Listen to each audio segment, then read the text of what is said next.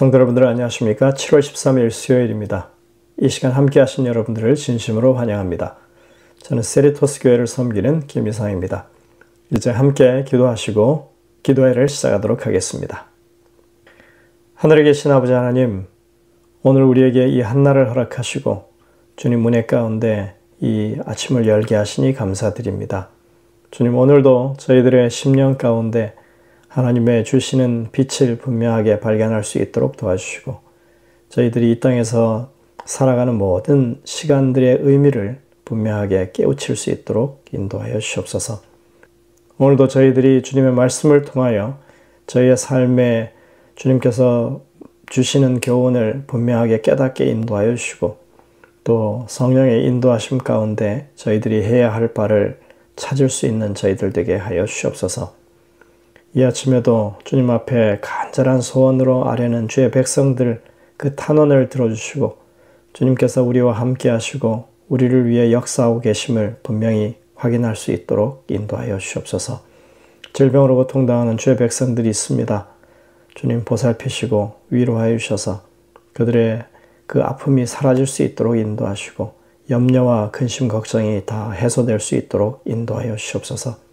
이 시간 내내 우리와 함께 하시고 주의 성령의 깨우치심이 우리를 인도하여 주옵기를 예수님의 이름으로 간절히 기도드립니다. 아멘.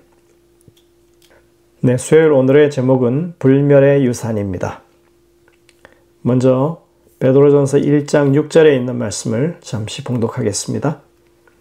그러므로 너희가 이제 여러 가지 시험으로 말미암아 잠깐 근심하게 되지 않을 수 없으나 오히려 크게 기뻐하는도다. 베드로는 편지 초반부터 핍박에 대해서 말하고 있습니다. 그것이 당시 교회가 당면했던 현실이었다고 하는 것을 우리가 알 수 있는 것입니다. 오늘 우리는 초기 교회의 모습을 통해서 신앙과 고난의 연관성을 잠시 살펴볼 것입니다. 세계 기독교 인구 비율은 32.7%입니다. 많죠? 3명 중에 1명이 기독교인이라고 하는 것입니다. 하지만 이런 환경은 초기 교회에서는 상상도 못할 일이었습니다. 생각해 보십시오. 이 기독교라고 하는 말이 영어로 크리스찬이티입니다. 이것은 이 종교가 예수 그리스도로부터 시작된 것이라고 하는 것을 말해줍니다. 성경 기록상 예수님 당시에 초기 교회의 숫자는 약 500명 안팎이었던 것으로 보입니다. 교회도 예루살렘 교회 하나밖에 없었습니다.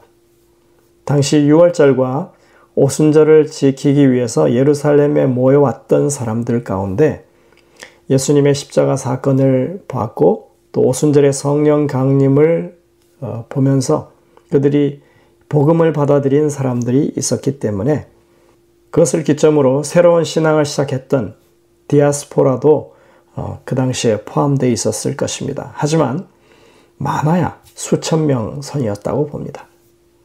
그래봤자 초기 교회의 숫자가 크지 않았던 것입니다. 당시에는 유대교조차도 그저 민족 종교이기 때문에 소수로 교세가 정말 빈약하기 이를 데 없었습니다. 그런데 이 기독교라고 하는 것은 유대교에서 파생한 한 분파에 불과했으니까 얼마나 그 존재감이 없었겠습니까? 1세기에서 2세기로 넘어가는 시기에 로마 제국 내에서 유대인은 지탄의 대상이 되었습니다. 반란과 봉기를 일삼는 불량 집단으로 분류된 것입니다. 이런 때에 유대교와 거의 구분이 어려웠던 이 기독교는 당시에 그 교인이 된다고 하는 것이 정말 어려운 길을 가는 그런 선택일 수밖에 없었습니다. 기독교인들에게 사실 로마인들보다 더 어려움을 주었던 이들은 바로 유대인들이었습니다. 그들은 예수 그리스도를 믿는 자들을 나사렛 이단이라고 규정했고, 십자가 사건 이후부터 계속해서 핍박을 가했습니다. 그들은 로마 정부에 거짓 정보를 주고 기독교를 핍박할 수 있는 환경을 조성했고, 핍박이 시작되면 가장 앞장서서 기독교인들을 치는 그런 사람들이었습니다.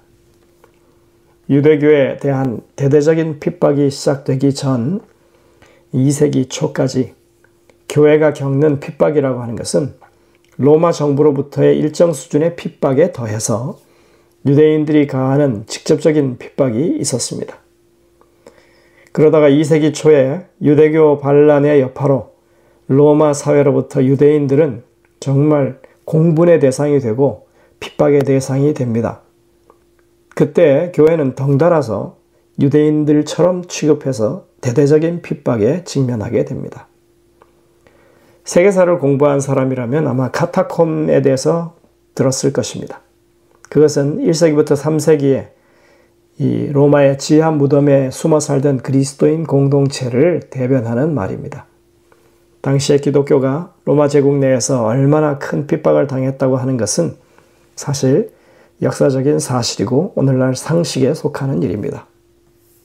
아마도 오늘 우리가 살펴보는 베드로의 이 편지서는 기독교에 대한 로마 제국의 핍박이 시작되는 시기였다고 볼 수 있습니다. 황제 숭배가 강요되는 그런 시기, 또는 좋지 않은 사건의 혐의를 뒤집어 쓰기도 하고 인육을 먹는다 혹은 사람을 제물로 바친다 하는 온갖 루머들로 인해서 사회적으로 큰 오해를 받는 것이 흔했던 그런 상황입니다. 이런 일들은 오늘날에도 있지요. 소수의 신흥 종교에 대해서 잘못된 정보가 많고 제대로 이해받지 못하는 일이 다반사이지 않습니까? 그러나 오늘날에는 기독교를 그렇게 바라보는 사람들은 거의 없지요. 이제는 대중들 사이에 기본적인 이해가 자리 잡고 있기 때문에 그렇습니다. 초기 기독교를 생각해 본다면 오늘날 기독교인들은 사실 너무나 좋은 환경 속에서 믿음 생활하는 것이라고 하는 것입니다. 우리의 처지에 대해서 사실은 하나님께 감사한 마음을 가지고 우리의 처지에 대해서 하나님께 감사한 마음을 가져야 하는 것이 마땅한 것입니다. 자, 이제 오늘 본문의 말씀을 좀 살펴보겠습니다. 베드로전서 1장 6절부터 7절 그리고 8절 9절에 있는 말씀을 우리가 살펴보게 될 것입니다. 먼저 6절 7절에 있는 말씀을 보겠습니다. 그러므로 너희가 이제 여러 가지 시험으로 말미암아 잠깐 근심하게 되지 않을 수 없으나 오히려 크게 기뻐하는도다. 너희 믿음의 확실함은 불로 연단하여도 없어질 금보다 더 귀하여 예수 그리스도께서 나타나실 때 칭찬과 영광과 존귀를 얻게 할 것이니라. 베드로는 역경과 싸우면서 혼자라고 느끼고 있는 사람들에 대해서 편지하고 있는 것입니다. 당시에는 교회 조직이 없었습니다. 대부분 교회가 거의 독립적으로 운영되었습니다. 그것도 아주 소수의 그런 사람들로 구성되어 있었습니다. 그래서 사도들의 이 격려 편지는 어려움 속에 있는 교인들에게 크나큰 위로가 되었던 것이 분명합니다.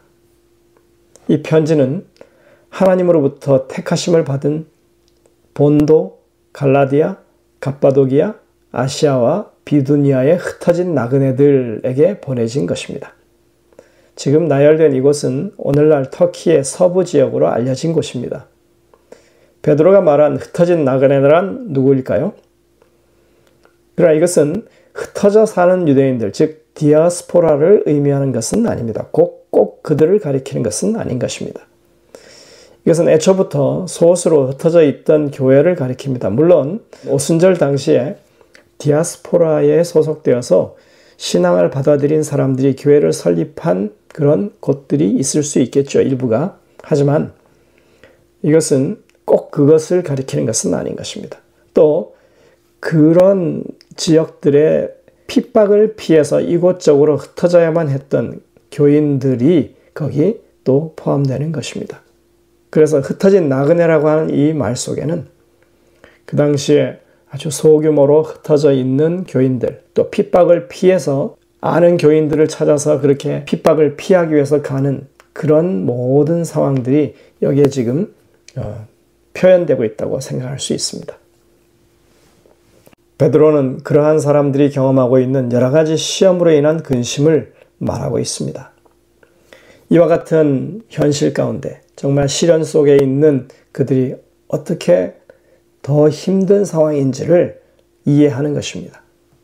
그 시기에 그리스도인이 된다고 하는 것은 일반적인 선택이 아니었습니다. 그야말로 고난을 자초하는 일이었습니다.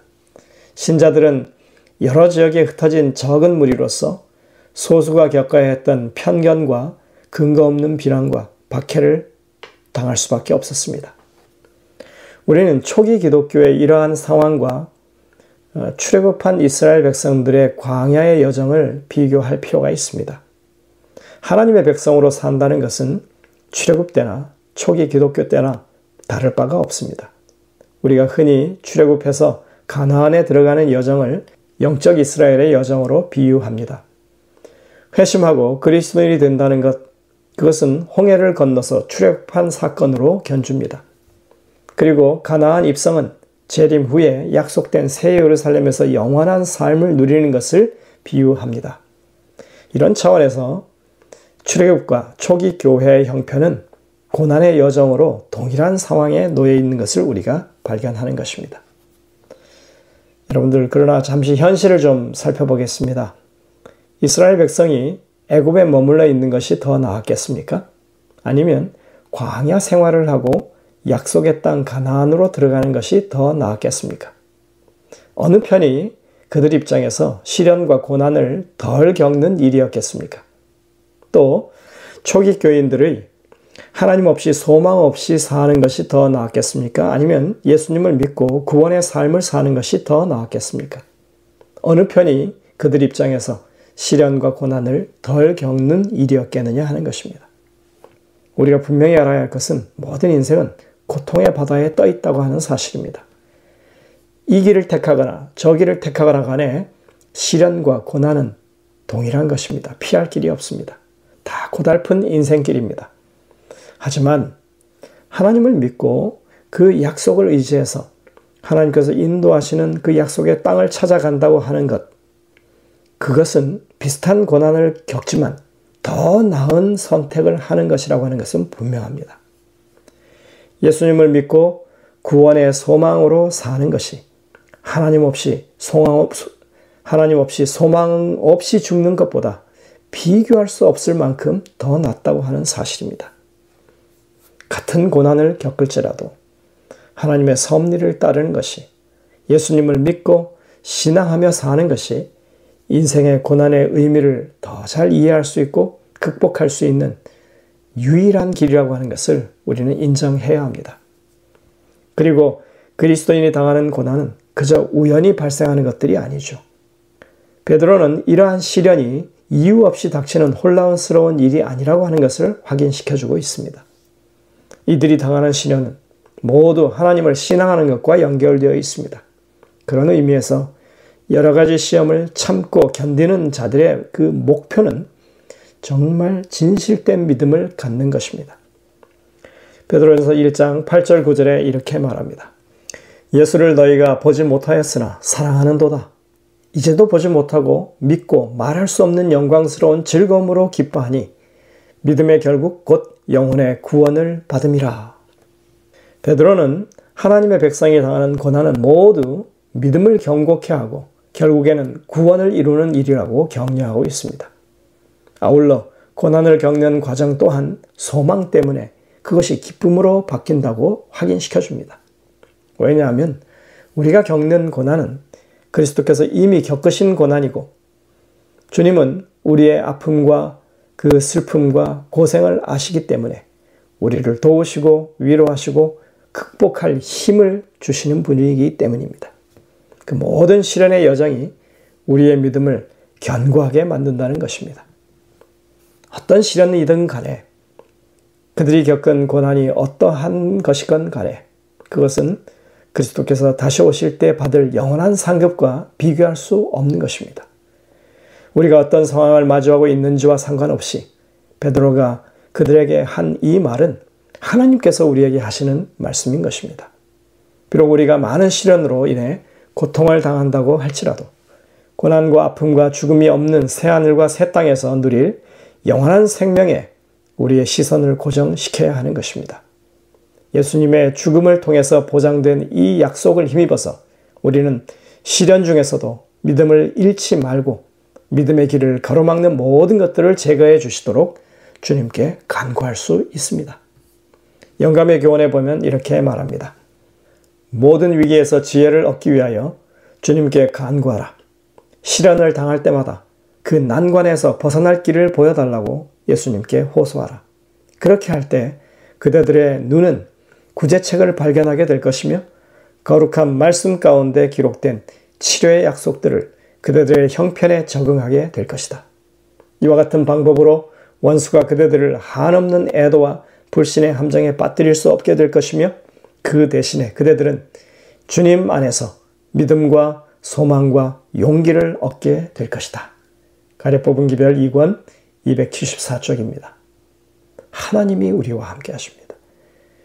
생명의 주님이시고 온 만물을 지으신 창조주 하나님께서 우리를 구원하신 그 하나님께서 우리와 함께 하시고 이 고난에 참여하시고 극복할 수 있게 길을 여신다고 하는 약속이 여기에 주어져 있습니다. 그리고 무엇보다도 가장 중요한 것은 오래전부터 약속하신 그 완전한 구원이 우리에게 보장되어 있다고 하는 것입니다. 그것을 우리에게 멸하지 않는 유산으로 주님께서 주신다고 하는 것을 우리는 오늘 다시 한번 확인해야 합니다. 기도하시겠습니다. 하늘에 계신 아버지 하나님, 주님께서 우리와 함께 하시며 우리의 당하는 이 모든 인생길의 고통을 주님이 먼저 걸어가신 그 고난의 길을 통하여 우리를 도우실 수 있다고 하는 약속을 삼게 하시니 감사드립니다. 주님, 오늘도 우리의 이 삶의 여정에서 비록 고통이 있다 할지라도 주님께서 우리와 함께 하시고 해결책을 주시며 또 우리로 하여금 더욱 주님을 굳건하게 의지하게 해서 소망 가운데 기쁨을 얻게 하신다고 하는 경험을 우리의 삶에서 할 수 있도록 인도하여 주시고 오늘 그렇게 기쁨의 찬송을 부를 수 있는 저희들의 하루의 생애가 되게 인도하여 주옵기를 예수님의 이름으로 간절히 기도드립니다. 아멘. 네, 여러분들 오늘도 이 주신 말씀들을 깊이 묵상하면서 주님의 음성을 듣게 되시길 바랍니다. 저희들은 내일 다시 뵙겠습니다.